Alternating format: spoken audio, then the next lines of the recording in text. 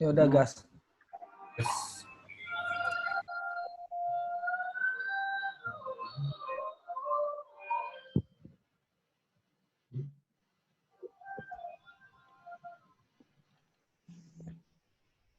Munduran kan, tidak doang itu.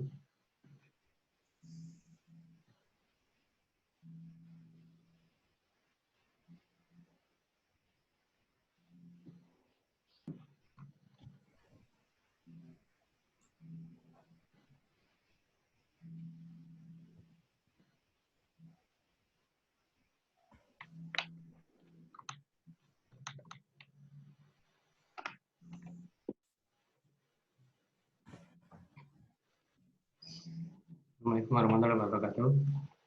Selamat teman-teman. Ini saya akan mempresentasikan hasil pelatihan dari CCNA versi 7 Introduction to Networks. Basic Network Connectivity and Communication. Jaringan network adalah kumpulan dua atau lebih sistem komputer yang terhubung. Terdapat beberapa jenis jaringan komputer. Yang pertama, Local Area Network atau LAN. Sejumlah sistem komputer yang lokasinya terbatas di dalam satu gedung, satu komplek gedung atau suatu kampus dan tidak menggunakan media fasilitas komunikasi umum seperti telepon. Metropolitan Area Network atau MAN merupakan sejumlah komputer yang terhubung dan berukuran lebih besar. MAN dapat mencakup kantor-kantor perusahaan yang letaknya berdekatan atau juga sebuah kota dan dapat dimanfaatkan untuk keperluan pribadi atau swasta. Yang ketiga, Wide Area Network atau WAN.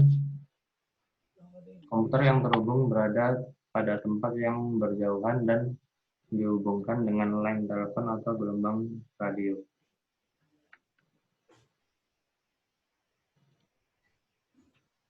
Topologi jaringan. Susunan lintasan merupakan susunan lintasan aliran data di dalam jaringan yang secara fisik menghubungkan simpul yang satu dengan simpul lainnya. Terdapat tiga topologi yang dikenal di jaringan komputer. Yang pertama, bus, di mana media koneksi yang digunakan adalah kabel coax RJ58. Bentuk jaringan bus menyerupai jalan yang memiliki banyak pemberhentian atau bus stop. Yang kedua, star, di mana media koneksi yang digunakan adalah kabel TV, atau bentuk jaringan star menyerupai bintang dengan pusatnya adalah suatu hub atau switch. Yang ketiga, ring, di mana media koneksi yang digunakan adalah kabel TV, Cat3 atau token ring. Bentuk jaringan ring secara fisik menyerupai star dengan pusatnya adalah suatu perangkat yang bekerja secara jadi informasinya diputar dalam lingkaran sampai ditemukan tujuannya.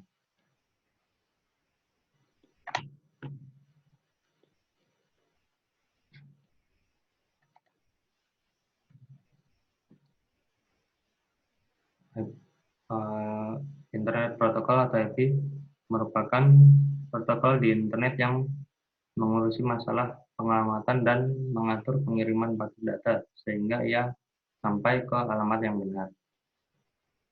TCP/IP atau Transmission Control Protocol atau Internet Protocol adalah sekelompok protokol yang mengatur komunikasi data komputer di internet. Dengan TCP/IP ini, perbedaan sistem operasi pada masing-masing komputer yang terhubung tidak menjadi masalah.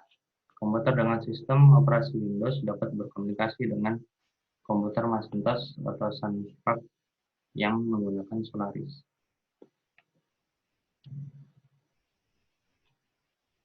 DNS atau Domain Name System merupakan sistem untuk memetakan IP address dan nama host untuk sarana bantu penyimpanan atau routing. Distribute database system yang digunakan untuk pencarian nama komputer di jaringan yang menggunakan TCP/IP. Selain digunakan di internet, DNS juga dapat diimplementasikan ke private network Keunggulannya seperti mudah digunakan, konsisten, dan ringkas.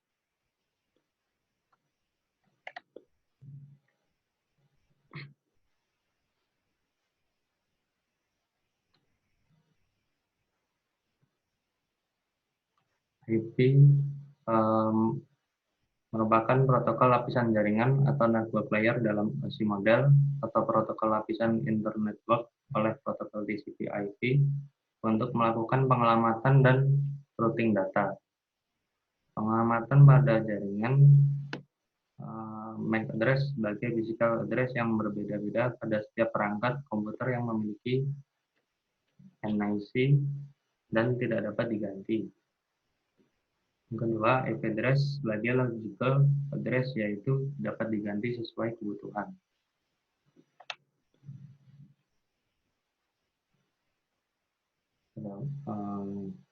Ada IPv4 merupakan Internet Protocol versi 4 yang memiliki 5 kelas pengelamatan, yaitu A, B, C, D, dan E. Ciri-ciri IPv4 yaitu terdiri dari 32 binary bit. 32 binary bit dibagi menjadi 4 oktet atau byte. 1 oktet atau byte sama dengan 8 bit. Alamat IPv4 dibagi menjadi beberapa jenis, yaitu alamat unicast ditentukan untuk sebuah interface jaringan yang dihubungkan ke sebuah internet working, digunakan dalam komunikasi point-to-point.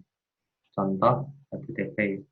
Yang kedua, alamat multicast yang digunakan untuk mengirim paket satu atau beberapa node dalam segmen jaringan yang sama atau berbeda dengan dalam komunikasi one-to-many, contoh video streaming. Alamat broadcast digunakan untuk mengirim paket ke setiap node IP dalam segmen jaringan yang sama, digunakan dalam komunikasi one-to-everyone, contoh ARP Ethernet. IPv6 atau Internet Protocol versi 6 merupakan bentuk pengembangan dari IPv4. IPv6 memiliki sepanjang 128 bit sehingga dapat menampung kurang lebih 2128 atau 3,4 dikali 1008 alamat yang dapat memenuhi kebutuhan IP yang semakin banyak. Berikut merupakan ciri-ciri dari IPv6. Yang pertama, memiliki panjang 128 bit. 128 bit dibagi ke dalam 8 oktet. 1 oktet terdiri dari 4 digit bilangan heksadesimal. 1 digit bilangan heksadesimal sama dengan 4 bit, maka 1 oktet sama dengan 16 bit. Akhir, setiap oktet atau byte dipisahkan dengan tanda titik 2. Pada IPv6 terdapat 3 jenis pengelamatan, yaitu unicast, unicast, dan multicast. Building and securing a small network. Di sini terdapat 3 jenis ancaman. Pertama, threats merupakan kegiatan yang dapat membahayakan keamanan informasi atau proses ancaman yang dianggap sebagai sesuatu yang negatif apabila mempengaruhi kerahasiaan, integritas, dan ketersediaan dari sebuah sistem atau suatu layanan. Biasanya berupa SQL injection, XSS, atau DDoS. Vulnerability muncul karena kesalahan konfigurasi sistem, keamanan fisikal yang buruk, cacat, bawaan produk, kesalahan dalam mendesain produk. Misalnya menyerang pada hardware atau software, misconfiguration, insecure or pure design of the network. Yang ketiga ada attack. Di sini attack merupakan kegiatan yang dilakukan dalam rangka eksploitasi vulnerabilities. Jadi ketika ada satu celah di perangkat kita, memungkinkan risiko terjadinya attack.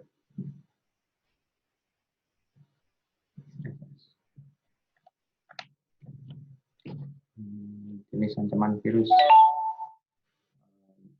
Di sini terdapat virus yang merupakan sebuah program kecil yang memasuki komputer dan membuat komputer Anda memproduksi banyak salinan yang dikirimkan ke komputer lain.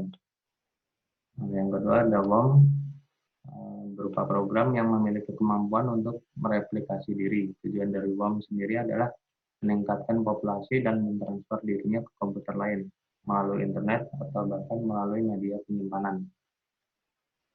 Virus makro merupakan rangkaian perintah yang dapat dikomunikasikan dan diberi nama tunggal untuk eksekusi dengan kombinasi keystroke.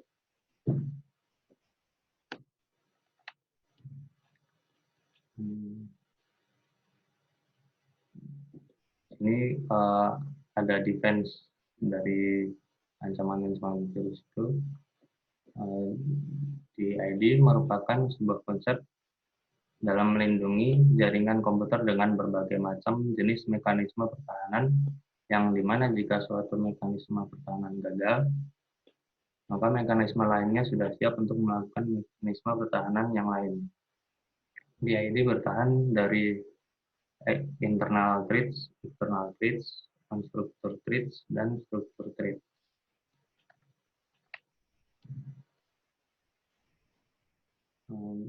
Di sini terdapat beberapa metode pengamanan komputer.